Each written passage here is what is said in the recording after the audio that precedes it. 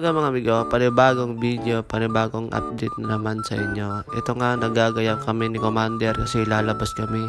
Maghahanap kami ng bibilhan na tinapay kasi gusto niya may baon siya papuntang airport. Forward mga amigo, andito na nga kami sa hotel ulit. Nakabalik na kami, nakabili na kami ng mga dadalhin niya. Bili lang pala namin sa labas ay burger lang pala tsaka spaghetti. Kasi yun lang din ang dadalhin niya papuntang airport. Pero kinain ko pa rin yung spaghetti kasi sabi niya kainin ko na lang daw yung spaghetti tsaka french fries. Ang titira ko lang daw ay yung burger. Kaya kinain ko na. Kaya ito naglabing-labing. Tapos namin maglabing-labing doon. Nag-check out na agad kami. Tsaka dumiretso na agad kami dito sa airport.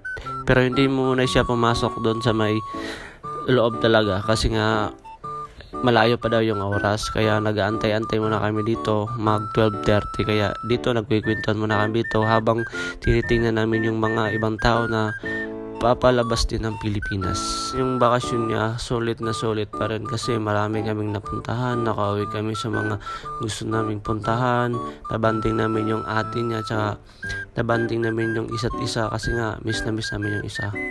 Siyempre ganun talaga, after ng 2 weeks ito pauwi na naman, babalik na naman tayo sa reality. Ako tatrabaho na naman ulit siya, tatrabaho na ulit, malayo na ulit, magkikwentuhan na naman kami ulit diyan sa cellphone na lang. Okay lang yan kasi sobrang memorable yung pagbakasyon niya dito kasi ang dami talaga naming napuntahan guys. Yung mga gusto niyang napuntahan talaga namin. Kaya ito, syempre after 10 months magkikita naman ulit kami niyan kasi uwi kami ng Davao, tapos uwi kami ng Zamboanga ulit, tapos babalik kami ng Davao tsaka kami babalik dito sa Maynila. Ayun lang naman yung namin para lang makasama namin yung mga mahal namin sa buhay sa Mindanao. Ilang oras guys, nakapasok na din si Commander kaya ako nagbook na din ako ng Grab. Andito na din ako sa loob. Ito, papunta na ako sa Jackliner kasi pauwi na ako ng Balibago, Santa Rosa. Nakakamiss lang talaga, no? Sa 2 linggo naming pagsasama, parang 1 taon na din kaming nagsama.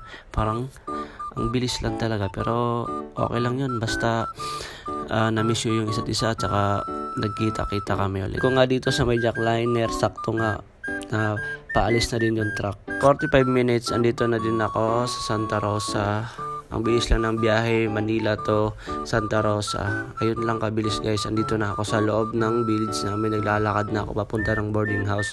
Sobrang init nga. Ilisan ko na maglakad, gawa ng sobrang init. Ayun, andito na ako sa bahay. Gusto ko na talagang magpahinga. Gusto ko nang matulog, maligo, kumain at manood ng TV. Mag-relax ngayon kasi nga bukas trabaho naman, bakbakan na naman, pagod na naman sa trabaho, uuwi na naman tayong pagod, gigising ng umaga, uuwing gabi, kaya yan na naman yung rotation natin. Kaya yun lang tayo guys, bye bye. Hasula, oy! Haso.